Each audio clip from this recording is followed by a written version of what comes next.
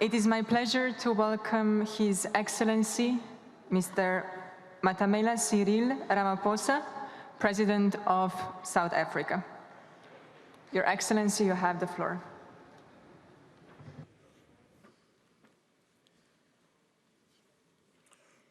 Program Director, His Excellency Antonio Guterres, the Secretary General of the United Nations, Your Royal Highness, Sheikh Mohammed bin Zayed Al Nahyan, President of COP28, Dr. Sultan Al Jaber, Your Excellencies, Heads of State and Government, and ladies and gentlemen.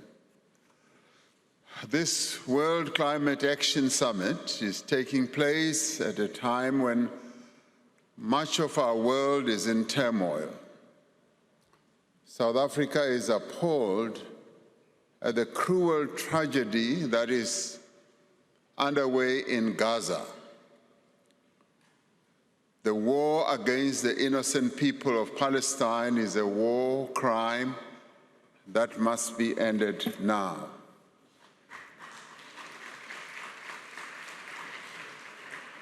Yet, even as we are beset by numerous challenges, we cannot lose momentum in the fight against climate change.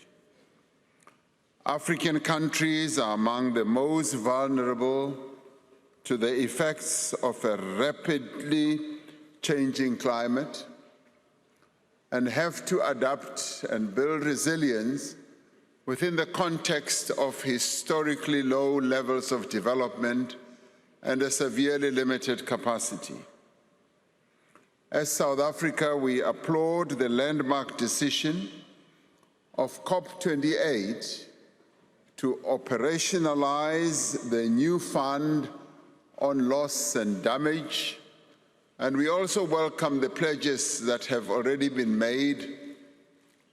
If this fund is to effectively support those countries most vulnerable and that are affected by climate change, we need to mobilize more funding in a much greater scale.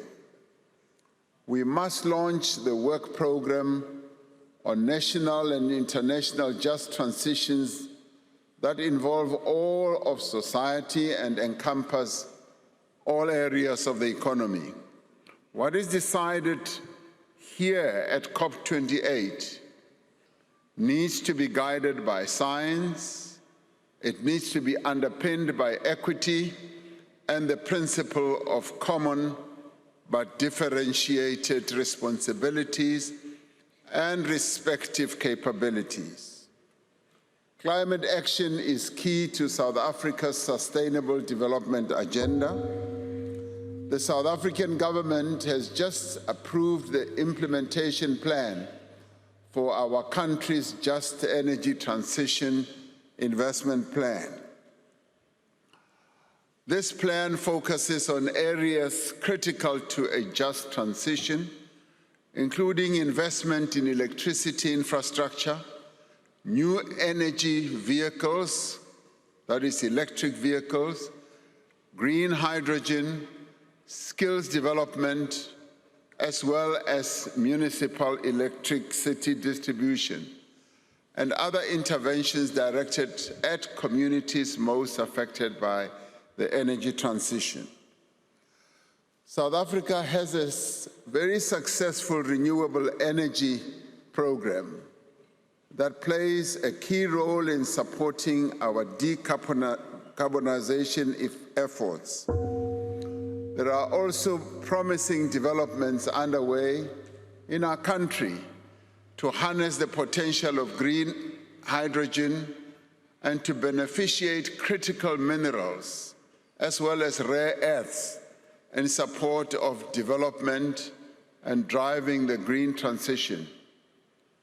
We must stress that multilateralism must remain central to global climate action. Unilateral, cohesive, and trade-distorting measures such as carbon adjustment measures, are detrimental to developing economies. Innovative financing instruments, such as special drawing rights, are needed to ensure that funding does not increase the debt levels and burden of countries that are already struggling to service their debt.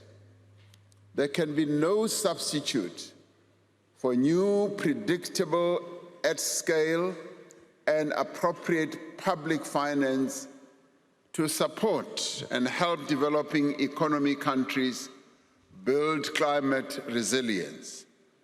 After all, many of them were not even responsible for the damage to the climate as we see it now. Access to finance, skills transfer, and technology is key.